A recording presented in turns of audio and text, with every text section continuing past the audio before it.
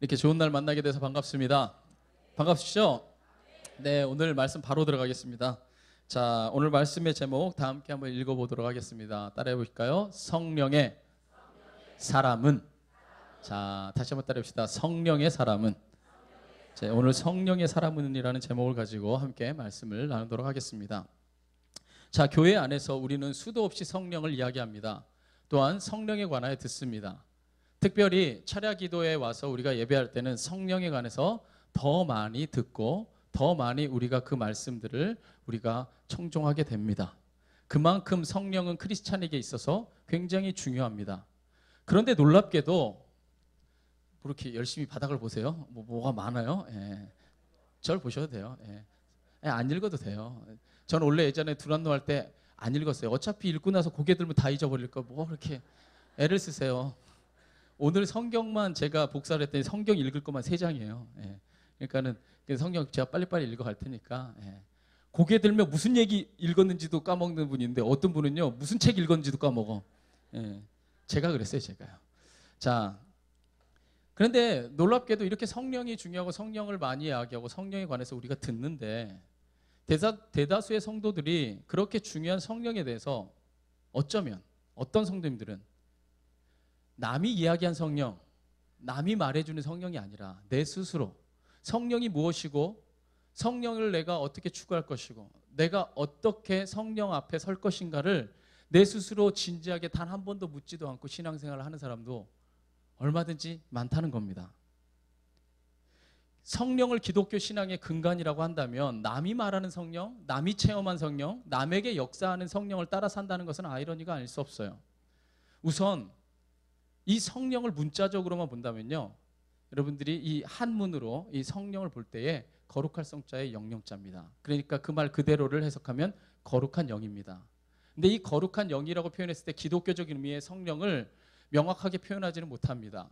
기독교적 의미에서 성령을 가장 확실하게, 가장 분명하게 정의를 내린다면 아마 이렇게 얘기할 수 있을 겁니다. 한번 따라해봅시다. 하나님의 영. 예, 이게 성령이에요. 하나님의 영입니다. 자, 하나님께서 인간을 창조하실 때요, 하나님은 인간을 그냥 창조한 게 아니라 하나님의 영을 불어 넣어서 창조했습니다.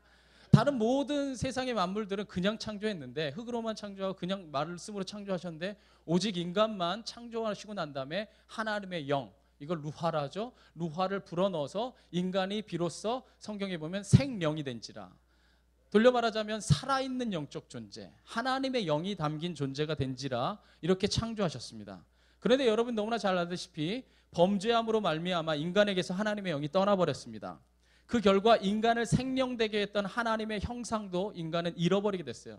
그래서 하나님의 형상을 잃어버린 사람들이 동물적인 본성을 따라서 사는 사람들을 두고 우리가 세상에서 말하죠. 개 같은 놈, 개보다 못한 놈. 우리가 얘기하잖아요. 왜? 동물과 같아진 본성을 따라서 살아간다는 거예요. 오늘날 여러분들 인터넷이나 뉴스를 통해서 보는 수많은 뉴스들을 보십시오. 그것이 다 무엇을 따라 살아갑니까? 하나님의 영을 따라 사는 게 아니고 동물처럼 철저하게 자기 본성만을 따라 살아가는 인간의 모습을 보게 됩니다. 이처럼 하나님의 형상을 우리에게 담게 했던 이 하나님의 영이 우리가 범죄함으로 말미암아 떠나버렸어요. 자, 그런데 우리가 예수 그리스도를 구주로 고백하게 되면 여러분들이 성경에서 말할 때 우리가 뭐라 말합니까? 거듭나게 되죠. 거듭 뭐 하게 된다? 나게 돼요. 거듭나게 된다는 말을 다른 말로 표현하면 다시 태어난단 말이에요. 다시 태어난다는 말은 뭐예요? 여러분이 죽었다는 얘기죠. 죽었어요. 언제 죽었습니까? 범죄했을 때 하나님의 영이 떠나버렸을 때 우리는요 영적으로 죽은 존재였습니다. 그래서 우리가 영적으로 죽은 존재로밖에 살 수 없었는데 우리의 이 죽음을, 죽을 수밖에 없는, 죄악 가운데 죽을 수밖에 없는 우리를 불쌍히 보신 하나님께서 예수님을 이 땅에 보내주셨고 우리의 모든 죄를 대속하셔서 예수님이 십자가에 못 박아 죽으셨습니다. 믿으십니까? 믿으시니까 추석에 귀경길도 안 가고 여기 왔겠죠. 예, 그 십자가의 복음을 믿는 자들은요 거듭나게 돼요. 그러니까 다시 말하자면 다시 태어나게 됩니다. 다시 태어나게 된다는 말은 하나님의 영이 다시 부어진다는 얘기죠.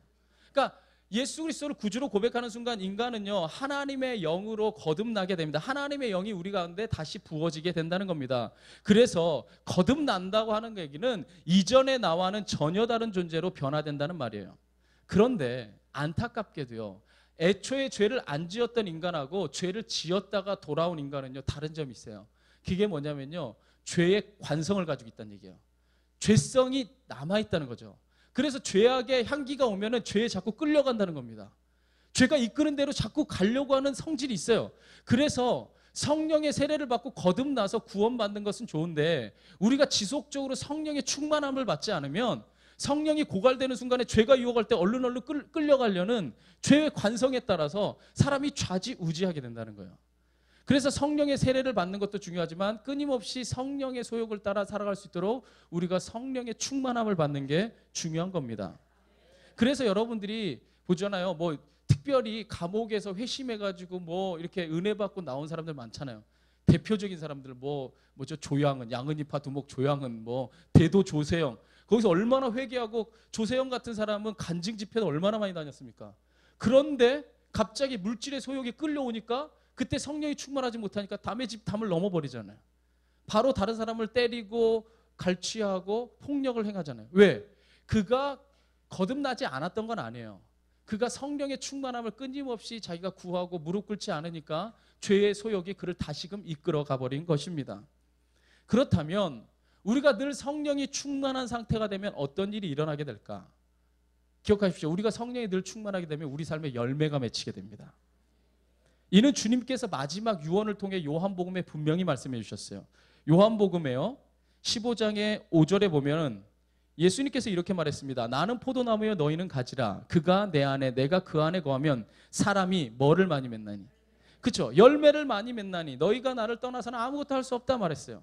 그러면 여기 주님이 내 안에 거하심으로, 자 보세요. 주님이 내 안에 거하실 때에 열매가 맺힌대요. 그럼 주님이 내 안에 거하시면요, 예수님이 내 안에 문 열고 들어오세요? 아니죠. 여러분 골든타임 요즘에 제가 보니까 배 가르고 막 들어오세요? 뭐 그 드라마는 배를 하루에도 몇 번씩 가르대요. 막 들어오세요? 예수님이? 아니죠. 주님이 내 안에 거한다고 하는 것은 무엇으로 거하는 겁니까? 하나님의 영, 성령으로 거하는 겁니다. 할렐루야. 예, 하나님의 영이 내 안에 거하시면은 너희가 열매를 많이 맺는다는 거예요. 그러니까 성령이 거하시면 열매를 많이 맺는다는 거죠. 그러니까 여기서 맺는 열매는 여러분들이 요즘 먹는 포도나 뭐 바나나 이런 게 아니고 성령의 열매예요. 15장 5절을 다시 한번 봅시다. 나는 포도나무여 너희는 가지라. 그가 내 안에 내가 그 안에 거하면 사람이 뭐를 많이 맺나니? 그렇죠. 그러니까 주님의 영이 거해서 맺히는 열매, 성령의 열매죠. 그러니까 이 성령의 열매는 구체적으로 무엇일까요? 오늘 본문이죠. 갈라디아서 5장 22절과 23절에 성령의 열매가 무엇인지 분명하게 성경은 기록해주고 있습니다. 한번 22절과 23절을 한번 여러분 읽어봅시다. 시작.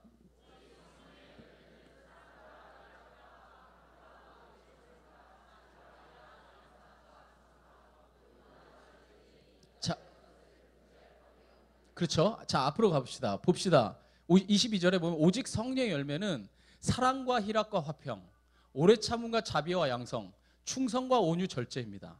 자, 이 모든 것들이 이 9가지 열매를 잘 살펴보면요, 이게 다 성품하고 관련되어 있는 걸 알 수 있어요. 이게 다 하나님의 성품이에요. 하나님의 영이 내 안에 들어오면 하나님으로 인해서 열매가 맺혀지는데 이게 다 성품에 관한 겁니다. 하나님의 성품이 하나님의 형상이에요. 할렐루야. 이 얼굴 껍데기가 하나님의 형상이 아니라 하나님의 성품이 하나님의 형상이에요. 그러므로 이러한 성품들이 우리 안에 나타나게 되면 우리는 진정으로 하나님의 형상을 회복한 성령의 사람이 되는 것입니다. 그런데 보세요. 제가 왜 이 말씀을 준비했냐면, 성령하면 가장 먼저 우리에게 떠오르는 게 뭐예요? 성령하면 가장 먼저 떠오르는 게 많은 사람들이 방언이에요. 성령하면 또한 많은 사람들이 떠오르는 게 신유의 역사. 성령하면 많이 또 떠오르는 게 우리 교회에서는 예언. 그죠? 뭐 다른 교회 다니세요? 네, 성령하면 가장 많이 떠오르는 게 방언, 신유, 예언, 이런 것들이 가장 먼저 우리에게 떠오른다는 거예요. 성령하면 갑자기 충성 이런 게 떠올라요? 잘 안 떠오르잖아 지금. 성령하면 갑자기 절제가 떠올라요? 말 같지 않으면 대답 안 하는 거는 이게 어디나 똑같아요. 안 떠올라요. 성령하면 자꾸 그런 이미지들이 떠온다는 겁니다. 그런데 여기서 우리는요, 한 가지 상식을 명심해야 됩니다. 왜 이렇게 됐을까? 사실은요, 그 이유는 아마 이걸 겁니다. 성령이 처음 임하던 날에 120명의 성도들이 마가의 다락방에서 기도할 때에 불의 혀같이 성령이 내려올 때 방언이 먼저 터졌어요. 그것을 보고 이미지화가 되니까 성령하면 방언이 가장 먼저 떠오르게 되는 겁니다. 그런데 이것은요, 하나님께서 이 땅에 오셨다는 것을 가장 강렬하고도 상징적으로 보여주기 위해서 하나님께서 일시에 선물을 내린 것뿐이지 그게 성령의 전부는 절대로 아니에요. 그죠? 방언 열심히 하는 사람 치고도 얼마든지 성령의 사람 아닌 것 같은 사람도 많죠. 내라고 벌써 나오잖아요. 얼마든지 있을 수 있어요. 자, 여기서 우리는 한 가지 사실을 명심해야 됩니다. 그게 뭐냐면요, 따라합시다. 성령의 열매. 성령의 열매와요, 성령의, 따라합시다. 성령의 은사. 다른 말로 표현하면 성령의 선물, 성령의 능력. 이거하고 여러분들이 구분을 해야 돼요. 먼저 열매는요, 저를 보세요. 자연이 나타나는 거예요. 열매는 자연이 나타나는 겁니다. 누군가에게 성령이 임하였고 누군가에게 지속적으로 성령이 충만하면요, 성령의 열매는 자연적으로 드러납니다. 제가 쉽게 예를 들어볼게요. 자, 여기에 사과나무가 있어요. 자, 여기에 사과나무가 한 그루가 있으면 이 사과나무의 성정을 가졌고 모든 사과나무의 모든 것이 이 안에 담겨져 있습니다. 그래서 때가 되고 시간이 지나면, 지금과 같은 때가 되면 이 나무는 반드시 뭐를 맺게 돼 있어요? 사과를 맺게 돼 있어요. 이 사과나무에서 절대로 바나나가 열리거나 이 사과나무에서 절대로 포도가 열리지는 않습니다. 자, 이처럼 여러분이 성령의 사람이면요, 다 자연스럽게 성령이 내 안에 거하면 자연스럽게 성령의 열매가 나와요. 왜? 그게 사과나무인 것처럼 여러분이 성령의 나무이기 때문에요. 성령이 자연적으로 나와야 됩니다. 그런데 반면에 은사는 선물이거든요. 선물은요, 이 사람의 뜻대로가 아니라 주는 사람의 뜻대로예요. 그러니까 주는 사람이 뭘 주느냐에 따라서 나는 그냥 받는 거지, 내가 선택할 수 있는 게 선물은 아무것도 없어요. 열매는 내 안에서 그냥 나오는 거지만 선물은 타인이 나한테 줘야만 되는 겁니다. 그러니까 이 내 의도와 상관없이 이 선물, 성령의 선물을 주는 사람은 누구냐면 바로 그가 하나님이에요. 그러니까 하나님은 당신의 뜻에 따라서 인간들에게 골고루 은사를 선물로 주십니다. 어떤 이에게는 방언을, 어떤 이에게는 예언을, 어느 때에게는 가르침의 은사를. 하나님께서 마음대로, 자기 마음대로 해서, 엿장수가 엿할 때 가위질 몇 번 해요? 네, 엿장수 마음대로. 하나님이 여러분들에게 성령의 은사를 뭘 줘요? 하나님 마음대로. 하나님 여러분의 성격과 하나님 여러분의 달란트와 하나님 여러분들의 모든 것을 살펴보시고 여러분들에게 맞고 여러분들이 가장 유익하다고 생각되는 걸 하나님 마음대로 주는 겁니다.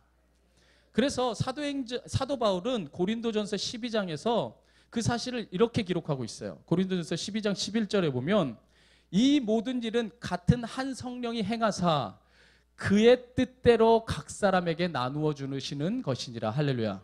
누구의 뜻대로? 하나님의 뜻대로. 이 모든 일은 각 한 성령 안에서 하나님의 뜻대로 마음대로 나누어 주는 거다. 이 은사에 대해서 이렇게 설명합니다. 그래서 성령의 사람들은요, 선물로 받은 은사를 가지고 협력함으로써 하나님의 나라를 같이 세워가는 거예요. 하지만 저를 보세요. 제가 오늘 말씀 전하고자 하는 핵심은 여기 있습니다. 거듭난 자라면 먼저 하나님이 주시는 선물보다는 본질 자체에 대해서 물어야 돼요. 하나님이 나한테 일방적으로 주는 선물은 일단 2차적인 거고, 내가 성령의 사람이고 내가 사과나무에 사과를 맺듯이 성령의 사람이면 성령의 열매를 맺는 이것에 대해서, 본질에 대해서 사실은 성령의 사람이 먼저 물어야 된다는 겁니다. 이는 마치 아버지 자체는 잘 모르면서 아버지가 주는 선물에만 관심 있는 거하고 똑같아요. 우리가 관심해야 될 것은 아버지가 주는 선물이 아니죠. 누구여야 됩니까? 아버지 그 자체여야 됩니다. 자, 그런 관점에서 성령의 열매와 은사를 비교해 보면 성령의 열매는요, 따라해봅시다. 사람됨. 성령의 열매는 다 사람의 성격, 사람됨과 관련이 있고요. 성령의 은사는 따라해봅시다. 능력하고 관계가 있어요. 은사들은 다 능력입니다. 어떤 예언과 신유와 이런 능력과 관계가 있다면, 가르침 뭐 이런 거 다 능력과 관계가 있다면, 이 성령의 열매는 다 사람됨에 관심이 있다는 거예요. 연관이 있다는 거예요. 우리는 교회 안에서 이런 말 참 흔히 많이 듣습니다. 저 정말 많이 들었어요. 제일 많이 듣는 말이 뭐냐면요, 예수 믿어도 사람은 안 변해. 절대로 예수 믿어도 사람 성격 안 변한다. 지 성격대로 믿지 절대로 예수 믿는다고 사람 성격 안 변해라고 얘기합니다. 근데 전 요즘에서야 제가 계속 고민하는 건데, 하나님을 알아가면 알아갈수록 이 말이 틀렸다는 생각이 들어요. 왜냐면요, 하나님을 제대로 믿으면 사람은 변하게 돼 있기 때문이에요. 아니, 변할 수밖에 없어요. 왜냐하면 다시 태어나면서 하나님의 영이 부어진 존재로 이게 리셋이 됐기 때문에 이게 변할 수밖에 없는, 존재 자체가 변하는 거예요. 그럴 수밖에 없는, 왜냐하면 하나님의 영이 동행하는 이 성령의 사람이 됐기 때문입니다. 자, 성령의 사람이 되면 제가 누차 지금 강조하지만 자연스럽게 그 삶에서 성령의 열매가 드러납니다. 그렇기 때문에 성령의 열매, 아까 기억하시죠? 사랑의 열매. 사랑하지 않던 사람이 갑자기 사랑하게 되는 거죠. 우울증 때문에 막 어둡고 막 침체돼 있고 막 힘들었던 사람이 성령을 받고 성령이 내 안에 거하면요, 갑자기 기쁨이 샘솟는 겁니다. 안 하면 9가지 열매를 다 말할 수도 있어요. 아멘 안 하면. 내 마음에 불안하고 초조하고 근심이 있고 막 그랬는데 내 환경은 하나도 안 변했는데 주님 계신 그 어디나 하늘나라. 제가 신방 다녀보면요, 은혜 받으신 분들 막 이런 분들을 제가 많이 봤어요. 제가 그런 분들 보면 제가 은혜 받아요. 환경을 보면 진짜 아니거든요. 그런데 화평하신 거예요. 이게 뭡니까? 성령이 임하시니까 그의 삶과 성격이 바뀌는 거죠. 자, 그렇다면 그런 면에서 보세요. 성령의 은사와 성령의 열매에 대해서 다 가르치고 있는 성경의 유일한 인물이 있어요. 그게 누구예요? 제가 가르쳐 드릴게요. 바울이에요. 성령의 은사에 대해서도 가장 디테일하게 다 바울이 설명했고, 성령의 열매에 대해서 갈라디아서도 바울이 썼어요. 그러니까 바울이 성령의 열매와 성령의 은사를 가장 잘 설명한 사람이에요. 그렇다면 저는 이것에 오늘 한번 관심해 보자는 거예요.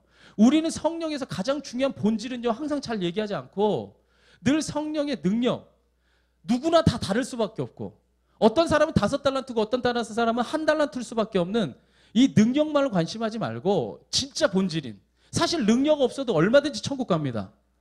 능력 없어도 얼마든지 하나님의 상급을 받을 수 있어요. 왜? 은사는 하나님이 준 선물이니까 하나님이 안 줬으면 어쩔 수 없는 거예요. 그래요? 안 그래요? 가르침의 은사가 없는 사람이 여기 앞에 서가지고 1시간 반 동안 무슨 얘기를 해봐요. 이런 고통이 어디 있는지. 그렇죠? 그렇지만 하나님이 주신 것에 따라서 사람이 쓰임받기 때문에 능력은요, 다 달라도 괜찮아요. 그러나 성령의 열매가 없는 건 안 돼요. 왜? 그 안에 성령이 있다면 자연히 드러나야 되기 때문에. 그러니까 제가 사실 3일에 걸쳐서 이 말씀을 연구하게 된 이유가, 과연 바울이 그럼 이 9가지 열매가 드러났냐 안 드러났냐를 제가 한번 살펴봤어요. 근데 바울이 이 9가지 열매가 다 드러났어요. 자, 먼저 첫째는 이겁니다. 한번 우리가 갈라디아서 5장 22절과 23절을 한번 읽고 한번 바울의 삶을 한번 살펴보기 원합니다. 한번 다 같이 읽어보겠습니다. 다시 한번 시작.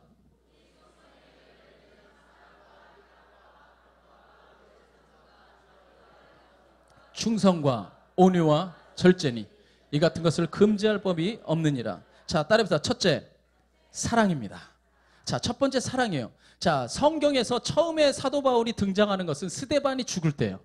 스데반이 순교당하는 현장에서 사도 바울이 처음에 등장합니다. 그때에 사도행전 7장이 그 당시의 상황을 가장 잘 묘사해주고 있는데, 7장 57절과 58절에 보면 이렇게 그 정황을 설명해 줍니다.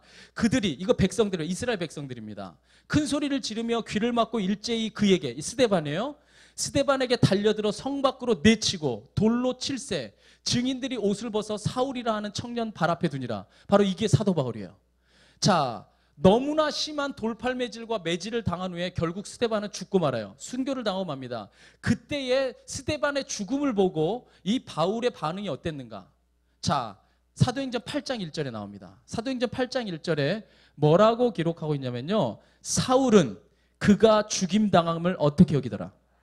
어떻게 여기더라? 보세요.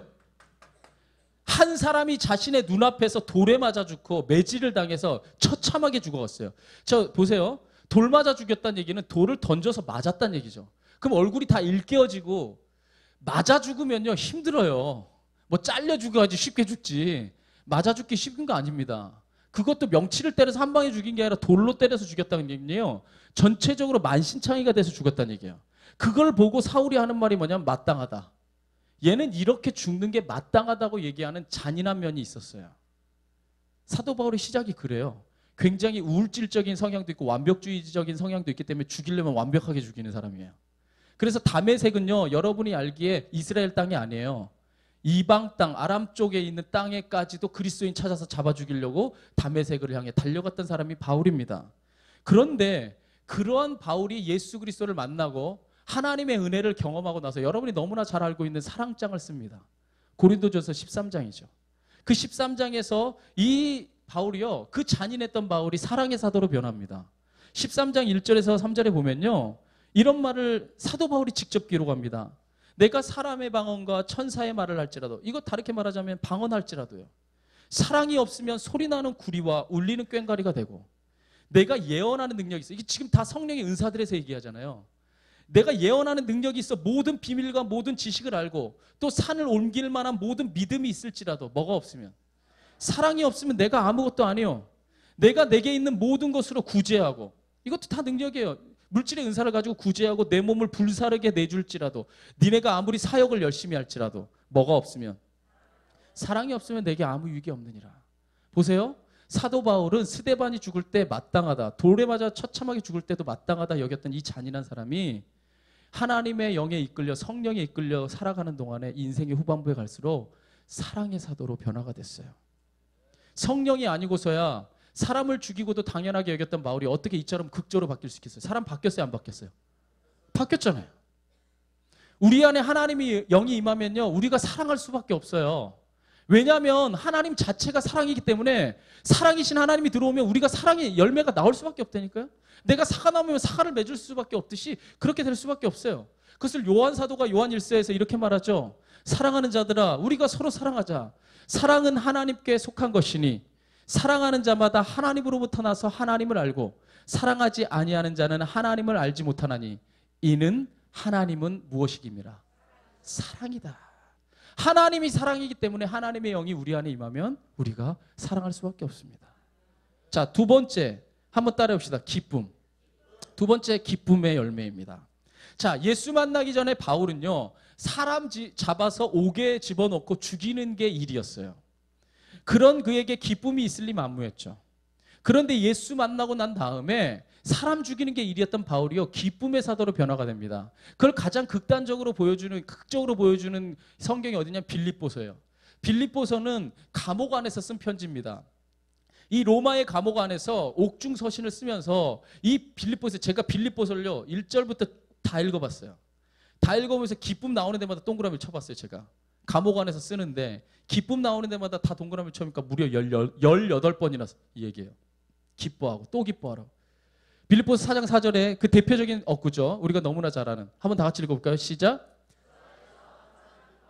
내가 다시 말하노니 기뻐하라. 바울은 항상 기뻐하라고 말해요. 그런데 전제가 있어요. 자, 4장 4절 좀 오래 띄워주세요. 뭐 이렇게 성격 급하세요? 예. 보세요. 항상 기뻐하라고 우리에게 말하죠. 그죠? 어? 그럼 우리한테 성령의 열매 맺으란 얘기예요. 항상 기뻐하라. 이거 데살로니가 전서 5장 17절에도 얘기하잖아요. 항상 기뻐하라. 자, 항상 기뻐하라고 얘기하는데 전제가 있어요. 뭐 안에서?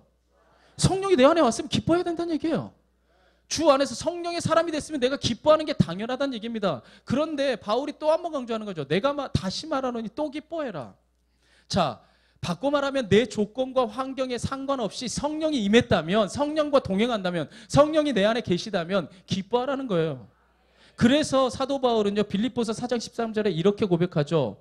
내게 능력 주시는 자 안에서, 내게 기뻐할 수 있도록 능력 주시는 성령 안에서, 내게 기뻐할 수 있는 능력을 주시는 하나님의 이 영 안에서 내가 모든 것을 할 수 있느니라. 할렐루야. 보세요. 바로 이게 기쁨의 사도였던 사도 바울입니다. 자, 보세요. 첫 번째 사랑의 열매 맺었죠. 두 번째 무슨 열매 맺었습니까? 기쁨의 열매 사도 바울이 맺었어요. 세 번째는 화평의 열매입니다. 자, 바울이 처음 사도로 부름받았을 당시에 그에게는요, 사역을 향한 열정이 있었어요. 사도 바울은 열정이 굉장히 뜨거웠던 사람입니다. 그리고 굉장히 완벽주의예요. 보면은 성경을 전체적으로 보면 굉장히 완벽주의입니다. 그리고 굉장히 약간 우울질 기질도 있고, 하여튼 이 사람 좀 강한 사람이에요. 그런데 이 사람이 사역을 향한 열정은 누구보다 강렬했지만 사람 세우고 그들과 화평하는 데는요, 부족함이 많았던 사람입니다. 그 대표적인 그 예가 뭐냐면요, 1차 전도 여행을 떠났을 때, 여러분들이 주일날 우리 장학의 목사님을 통해서 강의 설교 드렸지만, 이 1차 전도 여행을 떠났다가 이 마가가요, 약간 연약했던 사람 같아요. 이 마가가 누구냐면 120명의 성령의 사람들이 기도할 때 그 집을 제공했던 마가예요. 마가가 함께 이 1차 전도 여행을 떠났다가 토레스 산맥을 눈앞에 두고 토레스 산맥이 너무 무서워가지고 그냥 돌아가 버립니다. 집으로. 그리고 바울이 계속해서 선교 여행을 갔다가 오죠. 그리고 2차 전도 여행을 떠날 때 마가가 마음을 다시 다잡고 같이 떠나려고요. 그때에 이 바울이요, 아예 명단에서 제외시켜버립니다. 절대로 안 된다고 그래요. 그러자 이 바울을 세워줬던, 바울이 사도 될 수 있도록 물심양면으로 늘 도와줬던 바나바가 자신의 조카인 마가가 마음을 다시 잡았으니까 같이 가자고 얘기합니다. 같이 이 선교여행 떠나자고 얘기합니다. 내 인생에 눈에 흙이 들어가도 절대로 안 된다고 대판 싸웁니다. 대박 싸워요. 여러분 성경을 연구해 보면요, 바나바가 바울을 얼마나 많이 도와줬는지 몰라요. 여러분 성경의 역사상요, 바울은요 예수 잡아 죽이던 사람이 바로 돌변해 갖고 예수 믿으라고 전하니까 아무도 안 믿었어요. 아무도 안 믿을 때 총바지 해주고 다 변명해주고 이 바울을 끝까지 품어준 사람이 바나바예요. 그 바나바가 한 번만 용서하고 마가를 데려가자고 해도요 죽어도 안 된다고 얘기합니다. 그래서 대판 싸우고 갈라서요. 그래서 바나바는 자기의 조카인 이 누구죠? 마가를 데리고 배 타고 여행을 떠납니다. 선교여행을. 1차 전도 여행을 갔던 길하고 똑같은 길을 가요. 대신에 바울은요 얘네하고 똑같은 길로 가기 싫다고 육로로 걸어 올라갑니다. 신라 데리고. 이게 바울이에요. 이 사람이 사람을 세우고 화평을 세우는 사람은 아니었어요. 이 사람은 철저하게 약간 일중심이에요. 사람 중심이 아니에요.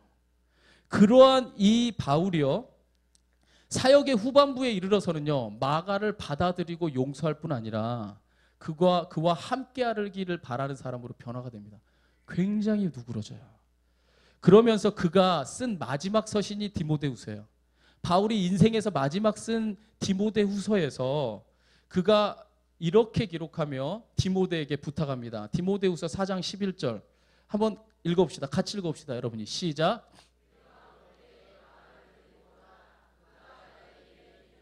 할렐루야. 네가 올 때, 이 네가는 디모데예요. 디모데야, 네가 올 때 마가 데려올 수 있으니 그가 나에게 굉장히 유익한 사람이다. 굉장히 유익한 사람이다. 자, 다혈질의 사람들 보세요. 화평해지잖아요. 지금 죽기 전에 쓰는 서신입니다. 화평을 이루고 죽잖아요.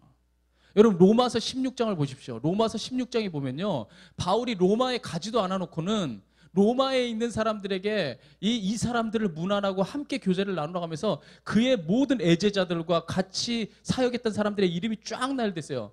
그걸 보고 있으면 얼마나 은혜가 되는지 몰라요. 저들은 나를 위해서 목까지 내놓은 사람들이다. 브리스길라 아굴라 너희가 문안해라.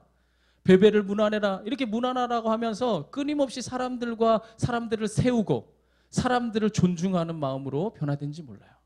보세요. 화평의 열매를 맺었나요? 아멘 안 하시면 더 길게 하고 맺었나요? 그렇죠? 봅시다. 사랑의 열매 맺었잖아요. 자, 기쁨의 열매를 맺었고 화평의 열매 맺었습니다. 네 번째는 무슨 열매입니까? 따라합시다. 오래 참음. 자, 오래 참음입니다. 제가 앞에서도 누누이 설명했지만 사도 바울은 절대로 오래 참는 타입의 사람이 아니에요. 그래서 그는 자신이 생각하고 자신이 느끼는 대로 바로 행동하고 그 결과 나중에 기독교인으로 그가 회심했을 때도 사람들이 믿지 않고 그의 잔인함을 알기 때문에 사람들이 끝까지 두려워했었어요. 바울을. 그런 바울이 시간이 갈수록 오래 참음의 사도로 변화됩니다. 여기서 오래 참음이라는 말은 이 헬라어로 마크로디메오라는 말이에요. 마크로디메오. 이 마크로디메오라는 말의 정확한 뜻은 내 힘으로 어쩔 수 없어서 참는 소극적인 참음뿐 아니라 내가 충분히 힘으로 제압할 수 있음에도 불구하고 기꺼이 참는 것까지를 포함하는 게 이 마크로디메오예요. 그래서 내가 힘으로 충분히 저 사람 이길 수 있어도 기꺼이 참아주는 거예요.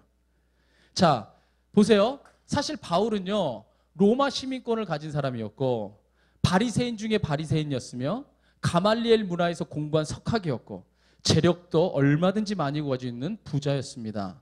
그런 바울이 자신이 가진 것을 배설물처럼 버리고 오직 주님의 복음을 전하기 위해서 자기의 모든 것을 참고 내려놓는 사람이 됐어요. 할렐루야. 성경을 보십시오.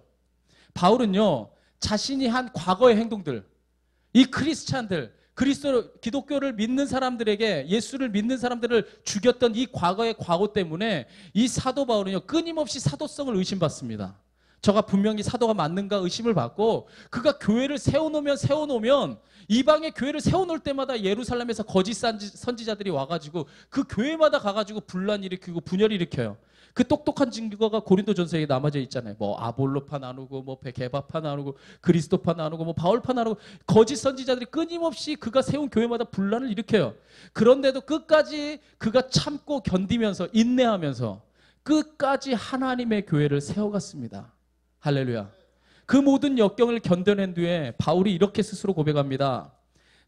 디모데후서 마지막 서신이죠. 아까 제가 말했듯이 마지막 그의 서신에서 3장 10절과 11절에 나의 교훈과 행실과 의향과 믿음과 오래 참음과 사랑과 인내와 박해를 받음과 고난과 또한 안디옥과 이고니온과 루스드라에서 당한 일과 어떠한 박해를 받은 것을 내가 과연 보고 알았거니와 주께서 이 모든 것 가운데서 나를 건지셨느니라. 그리고 끝까지 하나님의 교회를 세워가는 길에 묵묵히 오래 참으면서 절대로 대들지 않고 그의 모든 길을 끝까지 걸어갔습니다. 할렐루야. 자, 바로 오래 참음의 열매를 맺은 바울의 모습이요. 자, 다섯 번째는 뭐냐면 따라합시다. 자비. 자, 다섯 번째는 자비입니다. 우리는 자비라는 말을 들을 때에 불교에서 말하는 자비의 개념만을 무성하게 떠오를 때가 있어요. 그리고 그 정확한 의미를 캐내지 못할 때가 많습니다. 그런데 흥미로운 것은 우리가 보통에 읽는 이 개역 성경에서 그리고 여러 가지 한글 번역 성경 중에 오직 쉬운 성경 두 가지, 개역 성경과 쉬운 성경만 이거를 자비로 번역하지 다른 현대인, 현대어, 표준어, 뭐 공동개역, 카톨릭 성경 모든 성경은 이걸 다 친절로 번역합니다. 영어 성경도 다 kindness예요. 그러니까 사실은 정확한 뜻을 말하자면 친절이에요. 절 보세요. 성령의 사람은 뭐 해야 된다고요? 저절로 하봐요, 저절. 예. 오늘 처음 왔어? 우리 교회 좋아. 와봐. 아니죠. 성령의 하나님의 영이 내 안에 거하시면요. 친절해져요. 하나님의 성품을 드러내기 위해서 우리가 친절한 사람이 된다는 겁니다. 자, 그렇다면 과연 바울은 성령을 통해 친절한 사람으로 변화됐는가? 답은 그렇습니다. 나이든 이 바울이요. 젊은 동역자였던 디모데와 디도에게 목회에 관한 여러 가지 사항들을 인생의 그 후반부에, 사역의 후반부에 이 목회에 관한 모든 것을 이 디모데와 디도에게 가르쳐 줄 때요. 얼마나 세세하게 하나하나 친절하고 자세하게 그들에게 목회의 모든 길을 가르쳐 주는지 몰라요.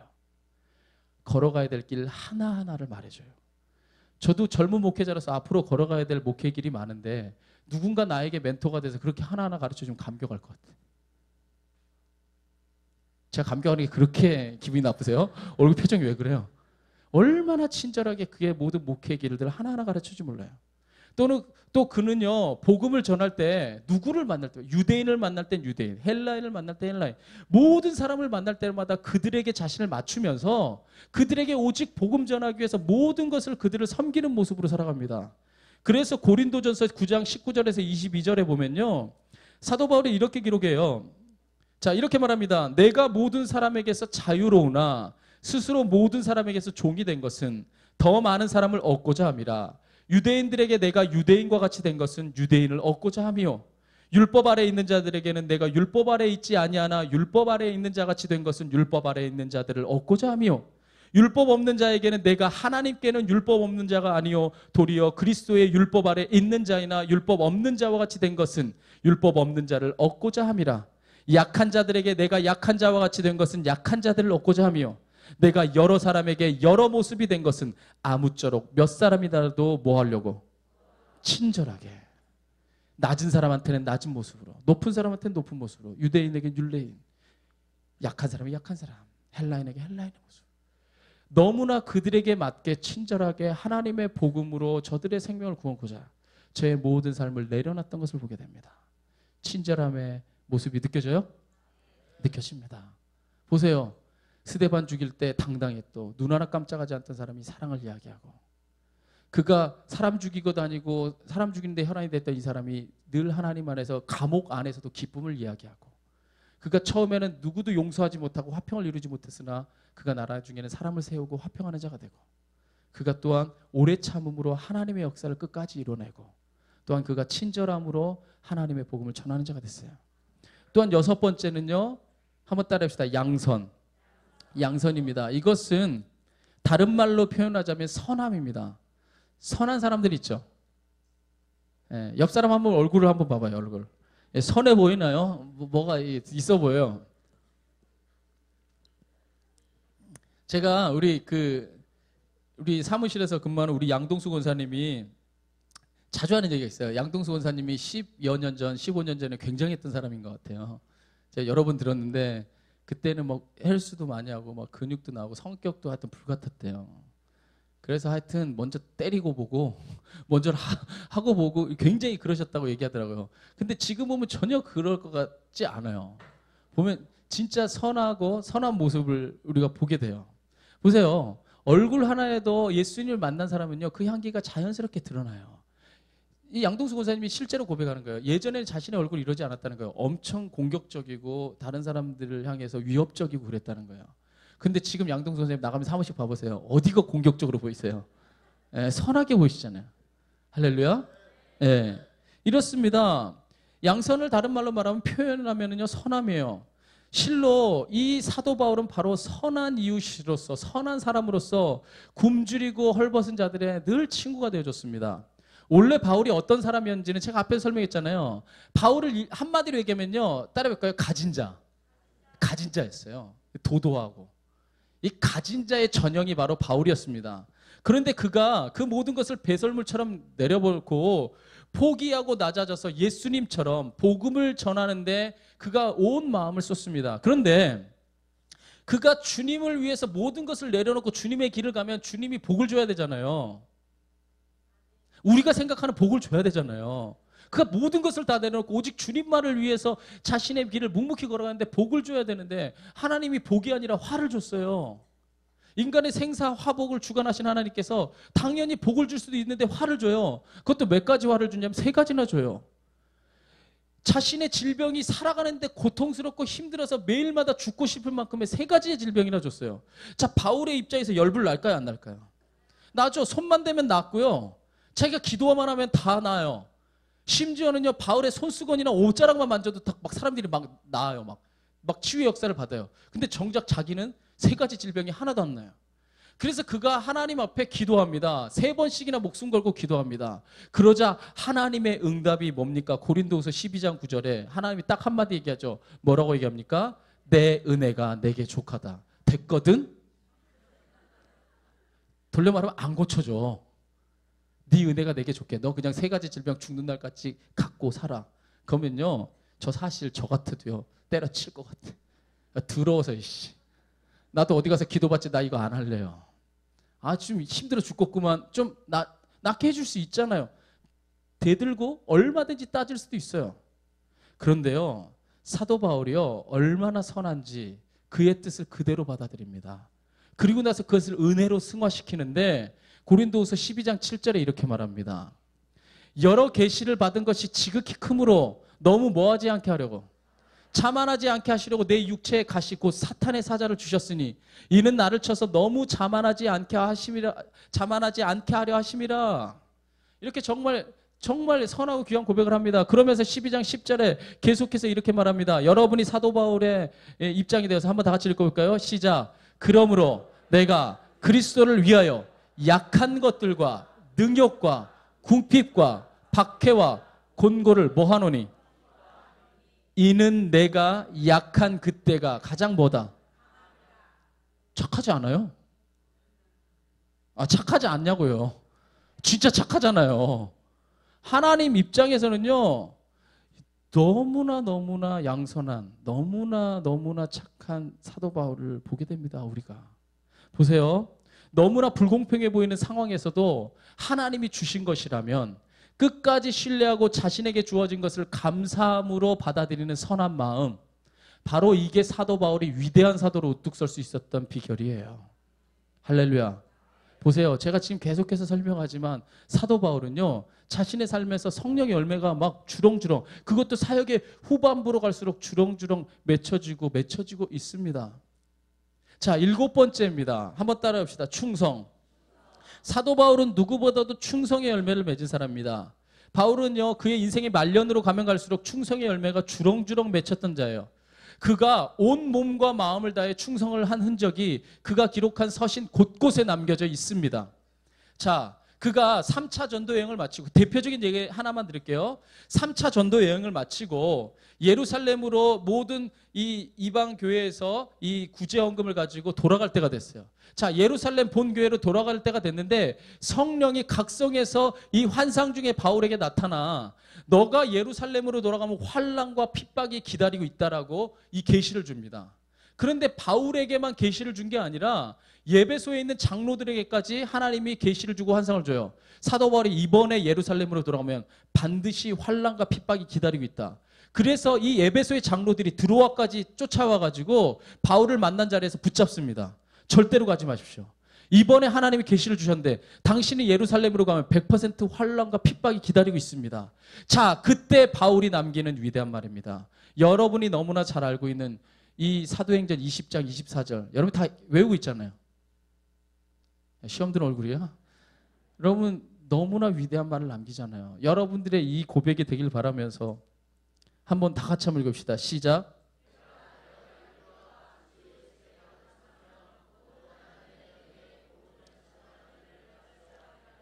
나의 생명조차 조금도 귀한 것으로 여기지 아니하노라. 할렐루야. 내가 달려갈 길과 주 예수께 받은 사명 곧 하나님의 은혜의 복음을 증언하는 일을 마칠 때까지는 나는 죽는 것도 괜찮습니다. 끝까지 충성하는 사도 바울의 모습이에요. 진짜 이런 사람, 우리 목사님 말씀하신 이사갈에 이런 사람이 몇십 명만 있어도 얼마나 이 한국 교회와 이 세계 교회에 영향력을 미칠까요? 이 사도 바울이 충성한 이 삶의 자국은요 곳곳에 기록되어 있어요. 그가 고린도 후서에서 기록하고 있는 그의 충성의 흔적을 한번 볼까요? 11장 23절에 이렇게 말합니다. 내가 수고를 넘치도록 하고 옥에 갇히기도 더 많이 하고 매도 수없이 맞고 여러 번 죽을 뻔하였으니 유대인들에게 40에서 하나 감한매를 5번 맞았으며 3번 태장으로 맞고 1번 돌로 맞고 3번 파선하고 일주일을 깊은 바다에서 지냈으며 여러 번 여행하면서 강의 위험과 강도의 위험과 동족의 위험과 이방인의 위험과 시내의 위험과 광야의 위험과 바다의 위험과 거디 형제 중에 위험을 당하고 또 수고하며 예수고 여러 번 자지 못하고 줄이며 목마르고 여러 번 굶고 춥고 헐벗었노라. 이외의 일은 고사하고 아직도 날마다 내 속에 눌리는 일이 있으니 곧 모든 무엇을 위하여? 무엇을 위하여? 교회를 위하여 염려하는 것뿐이다. 바로 자신의 삶을 내던져 오직 교회를 향해 충성했던 바울의 이 모든 삶이 고스란히 남겨져 있어요. 그는 진정으로, 정말 진정으로 충성의 열매를 맺은 자예요. 성령이 아니고서는 바울이 절대로 이 일을 다 감당할 수 없어요. 자기의 능력으로 감당할 수 없는 겁니다. 이 모든 것이 성령의 열매로 밖에는 맺어질 수 없는 거예요. 보세요. 성령의 능력은요 얼마든지 변질될 수 있지만 성령의 열매는요 변질되질 않아요. 그래서 성령의 능력을 많이 받은 사람들은요 희한하게도 나중에 변질되는 사람이 엄청 많습니다. 오늘날의 대교회를 이루고 있는 많은 분들도 노년에 잘못되든가 아니면 아예 이단으로 간 사람들도 성령의 능력을 받았던 사람이 무수히 많아요. 그런데 저는요 단 한 번도 성령의 열매를 맺었던 사람들이 변질된 사람을 본 적이 없어요. 보세요. 성령의 열매를 맞아서 막 볼 때마다 막 사랑스러워. 막 사랑이 흘러와. 막 볼 때마다 기뻐요. 아무리 어렵고 힘들어도 막 기뻐. 막 아무리 어렵고 힘들어도 화평해. 이 사람이 잘못될 수 있겠어요? 없잖아요. 근데 성령의 능력을 가지고 그것만을 구할 때는요 얼마든지 잘못될 수 있어요. 이거는 본질이 아니기 때문이에요. 자, 계속해서 8번째 열매입니다. 한번 따라합시다. 온유. 온유입니다. 여기서 온유는요 예수님께서 산상수훈에서 말씀하신 그 온유입니다. 이는 야생동물이 자신의 거친 야생성을 잘 조련해서 더 이상 자신을 위해 쓰지 않고 주인을 위해서 쓸 수 있는, 자신이 힘을 가지고 있지만 주인을 위해서만 쓸 수 있도록 잘 다듬어진 상태의 힘을 말합니다. 이게 바로 온유예요. 이러한 온유에 대해서 예수님께서는 직접 이렇게 말씀하셨습니다. 마태복음 11장 29절에 한번 다 같이 읽어봅시다. 시작.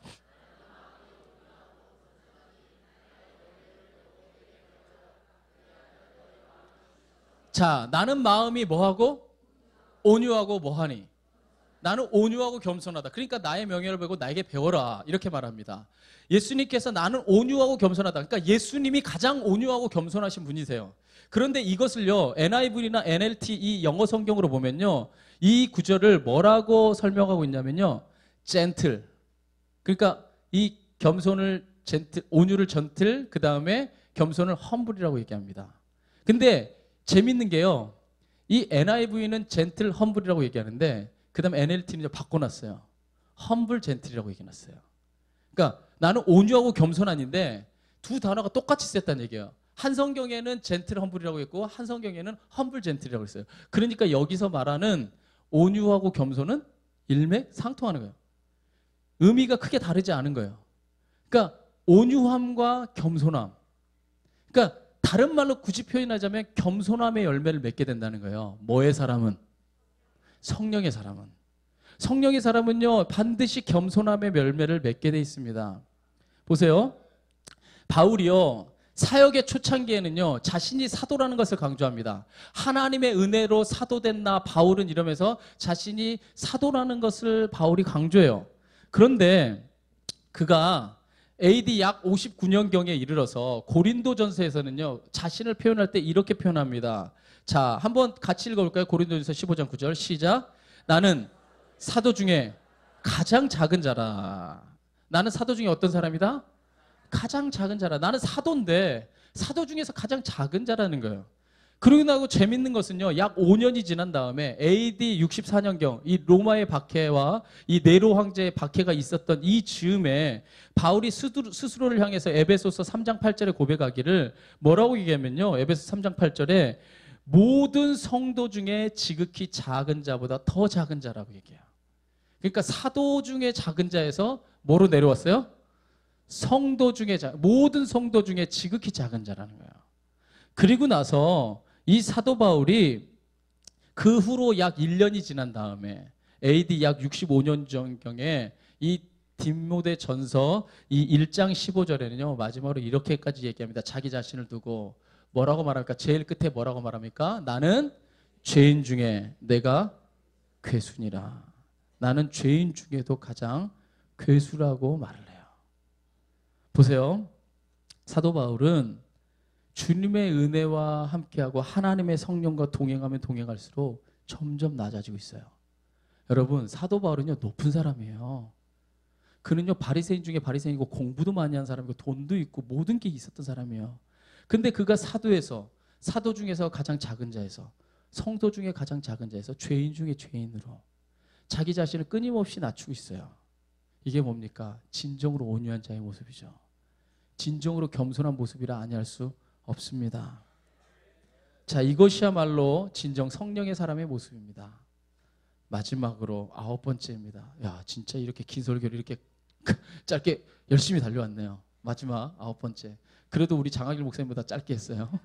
네, 대단하죠? 9번째까지 왔는데 꼭 제가 대단하다는 게 아니라 빨리 왔다는 얘기예요. 네, 또 목사님한테 전화해서 대단하다고 그랬어요. 이렇게 하면 안 돼요. 네, 9번째 한번 따라해 봅시다. 절제입니다. 보세요. 그에게도 세상의 소욕을 따라 살고 싶은 마음이 있었습니다. 없었을까요? 불쑥불쑥 나왔습니다. 불쑥불쑥 사도 바울도요, 세상의 소욕을 따라 내가 이만큼 누릴 수 있는데, 내가 이만큼 살 수 있는데라는 생각 당연히 튀어나왔을 겁니다. 그런 자신도 늘 쫓기고 늘 핍박받고 늘 박해를 당하고 늘 매맞으면서, 그 아까 고린도후서 11장 23절부터 28절까지 봤지만 그런 어려움 당하면서 나도 좀 편하게 살면 안 돼? 나도 좀 넓은 길 가면 안 될까? 내가 왜 이렇게 굳이 좁은 길만 가야 될까? 이런 질문 들었을 겁니다. 그런데 그러한 질문이 들었을 때에 사도 바울은요, 자신을 돌이키고 절제할 줄 알았어요. 그래서 사도 바울이요, 그의 자신의 마음을요, 이렇게 고백합니다. 로마서 7장 21절에서부터 24절까지 보면, 그러므로 내가 한 법을 깨달았노니 곧 선을 행하기 원하는 나에게 뭐가 함께 있더라? 악이 함께 있는 것이로다. 내 속사람으로는 하나님의 법을 즐거워하되 내 지체 속에서 한 다른 법이 내 마음의 법과 싸워 내 지체 속에 있는 죄의 법으로 나를 사로잡는 것을 보는도다. 그러면서 사도 바울이 말합니다. 오호라, 나는 공고한 사람이로다. 이 사망의 몸에서 누가 나를 건져내랴. 이 자기 자신과의 절제하는 싸움이 힘들다는 거예요. 이 세상의 넓은 길로 가고 싶은 이 마음을 절제하는 게 힘들다는 겁니다. 이 성령의 소욕을 따라 사는 것이 때로는 어렵고 고되다는 거예요. 오라 이 사망의 몸에서 악의 법이 나를 자꾸 뒤덮으려 하고 나를 이기려고 하는 이 사망의 법에서 내가 어떻게 견뎌내고 어떻게 건져냄을 당할까? 사도 바울도 고민했던 사람입니다. 여러분과 다르지 않아요. 사도 바울도 어쩌면 철저하게 우리와 비슷한 사람입니다. 그런데 사도 바울이요, 그의 인생의 말년에 마지막 서신을 기록하는 디모데후서에서 그의 모든 인생을 마무리하는 서신에서 그가 뭐라 얘기합니까? 디모데후서 4장 6절에서 7절에 이렇게 말합니다. 전제와 같이, 하나님 앞에 재물이라는 뜻입니다. 전제와 같이 내가 벌써 부어지고 나의 떠날 시각이 뭐했도다. 이제 내가 죽을 때가 가까웠도다. 나는 선한 싸움을 싸우고 나의 달려갈 길을 마치고 뭐를 하였다? 뭐를? 믿음을 지켰으니. 이것이 진정 절제한 자의 승리한 모습이 아닙니까? 절제했어요. 그는 얼마든지 사망의 법으로 가고 싶었고 그는 세상을 향해 뛰쳐나가고도 싶었지만 믿음을 끝까지 지켜냈어요. 그리고 나서 사도 바울은 뭐라고 합니까? 이제 후로는 주곧 의로우신 재판장이 나한테 상급 줄 거야. 나 이제 상급 받을 거야.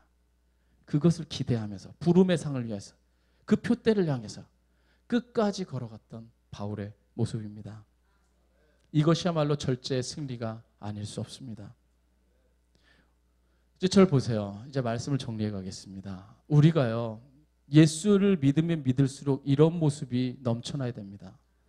저는요, 얼마 전에 은비가 간증할 때도 얘기했지만 저는 중학교 1학년 때부터 이 철야하는 거를 같이 참여했고 저도 누구보다도 또 열심히 중고등학교 시절에 기도했던 사람 중에 한 명이고 정말 오랜 세월 저도 이 철야배를 참여했습니다. 저도 기도했고 그리고 우리가 15일 동안 또한 심야 기도회를 했습니다. 그런데 제가 스스로 기도하면서도 때로는 주위에 기도하는 사람들의 많은 이 갈급한 이 외침을 보면서도 저는요, 이런 소리를 너무나 잘 듣지 못했어요. 적어도 철야배에 오신 여러분들에게 제가 묻는 거예요. 하나님! 내 안에 사랑이 부족합니다. 제발 사랑이 넘쳐나게. 나는 성령의 사람인데 사랑이 넘쳐나게 도와주시옵소서. 내 안에 왜 하나님 화평이 없습니까? 내 안에 화평이 넘치도록 내 안에 성령이 일하여 주시옵소서. 내 안에 오래 참음이 있기 원합니다. 내 안에 충성함이 있기 원합니다. 내 안에 절제가 있기 원합니다. 내 안에 양선한 마음, 착한 마음이 있기 원합니다. 이런 기도 너무나 듣지 못했어요. 하나님 이 문제 해결해 주십시오. 하나님 방언 주시옵소서. 하나님 내게 신유의 역사를, 하나님 나에게 하나님의 능력을. 그러한 외침들은 그렇게도 물결치듯이 넘치는데 주님께 사랑을 달라고, 주님께 이 성령의 열매를 달라고 간절히 외치는 자들은 너무나 적다는 거예요. 그래서 세상이 안 변합니다. 그래서 이 세상이 뒤집어지는 역사가 일어나지 않는 거예요. 왜? 여러분과 세상 사람이 때로는 다르지 않게 살아갈 때도 많기 때문이에요. 저는 오늘 여러분들에게 도전하고 싶습니다. 여러분요, 성령이, 하나님의 영이 여러분 안에 거하시면 하나님의 영이 여러분 안에서 일하심으로 자연스럽게 열매는 나와야 됩니다. 성령의 능력은요, 여러분이 달라고 해서만 주는 게 아니라 하나님이 주고 싶으면 주는 거라니까요. 그러니까 여러분이 기도할 때 저는요, 적어도 오늘 하루만은, 적어도 이 귀한 시간에 여러분이 안돼 주여 기도할 때에 한번 이 9가지 열매를 달라고 기도해 보세요. 근데 사실 흥미로운 건요, 진짜로 우리 인생에서 좋은 건요, 이 열매가 있을 때가 진짜 좋아요. 내가 아무리 방언 잘한다고 해도 이 9가지 열매 없으면 무슨 의미가 있고, 내가 아무리 세상의 앞길을 보고 예언을 한다고 해도 이런 열매가 없으면 무슨 의미가 있으며, 내가 아무리 남을 고친다 해도 이런 열매가 맺혀지지 않는 건강한 모습이, 건강한 육체가 무슨 의미가 있습니까? 그 건강한 육체를 가지고 죄라 짓겠죠.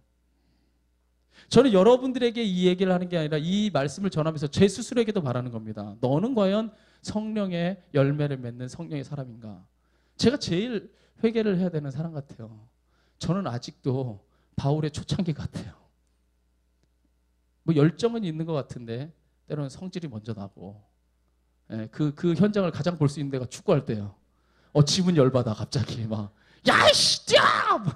이러고 나서 집에 와서 회개해요. 내가 왜 그랬을까? 내가 골을 넣는다고 해서 무슨 연봉이 1억 올라가는 것도 아닌데 발만 다치고 손만 다치고 맨날 다치면서 뭐 하려고 기수고 넣을까? 내가 넣은 거 아무도 기억해 주지 않는데.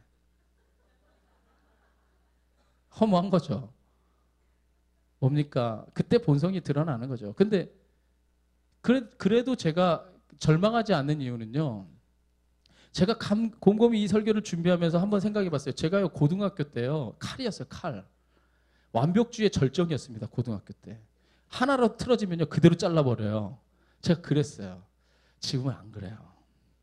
그래도 많은 분들이 저를 오해하는 게 있어요. 되게 꼬장꼬장하고, 우리 전사모한테도 와서 그런 얘기 많이 한대요. 꼬장꼬장하고, 뭐, 까탈스럽고, 깨작깨작하고. 아닙니다. 네. 예, 물어봐도 제가 당당하게 얘기할 수 있지만, 저 아직까지 한 번도 화낸 적 없어요. 예, 화를 잘 내지도 않고, 저도 양동수 목사님 닮아가려고요. 착해지고. 그러고 싶어요. 아직까지 안 그렇죠. 근데 저는 오늘 말씀을 정리하면서 여러분에게도 이런 도전을 드리고 싶습니다. 저는요, 제가 인생의 말년에 사역을 하면 할수록 내 고민이 왜 나에게는 능력이 안 나타나지? 왜 나에게는 이 신의 역사가 안 나타나지? 왜 나에게는 예언이 없지? 나는 왜 이런 능력이 없지를 고민하는 목회자가 되기보다는 하나님, 내가 걸어가는 현장에서 내가 만나는 이 성도들의 이 사역의 현장에서 사랑이 왜 흘러나지 않을까요? 내게 왜 기쁨이 솟아나지 않죠? 하나님, 내 안에 이 성도들과 함께 화평함이 있고 내 가정 안에 화평함이 있기 원합니다. 누가 나를 공격할 때도, 나를 헤아려 때도 오래 참을 수 있고, 내가 누군가를 향해서 진정으로 착한 마음을 품을 수 있고, 내가 언제나 충성할 수 있고 온유할 수 있고 절제할 수 있고, 내가 그러한 하나님의 사람으로서의 길을 걸어갈 수 있다면 그것이 가장 하나님이 원하시는 나의 모습, 바로 여러분의 모습은 아닐까 생각합니다. 여러분, 우리가 성령의 능력이 많은 사람이기보다는 성령의 사람이기를 간절히 원합니다. 아무쪼록 성령의 열매를 맺는 사람들. 오늘 제가 예전에 이 찬양 드릴 때 참 너무나 은혜스러웠어요. 아까 우리가 헌금할 때 드렸던 찬양인데, 항상 진실케 내 맘 바꾸사 하나님과 함께 하여 주소서. 누구도 함께? 예수 믿어도 성격 안 변해. 이게 여러분 5년 지나고 10년 지나서 이것을 맺혀서 5년 지나고 10년 지났을 때 여기 다 예수 같은 사람 앉아있으면 얼마나 좋을까요? 항상 지실게 내 맘 바꾸사 하나님과 함께 해주세요.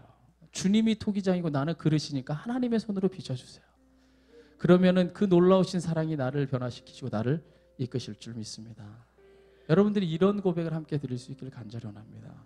우리 이 시간에 함께 찬양하고 우리가 이 모든 고백으로 하나님 앞에 나가도록 하겠습니다.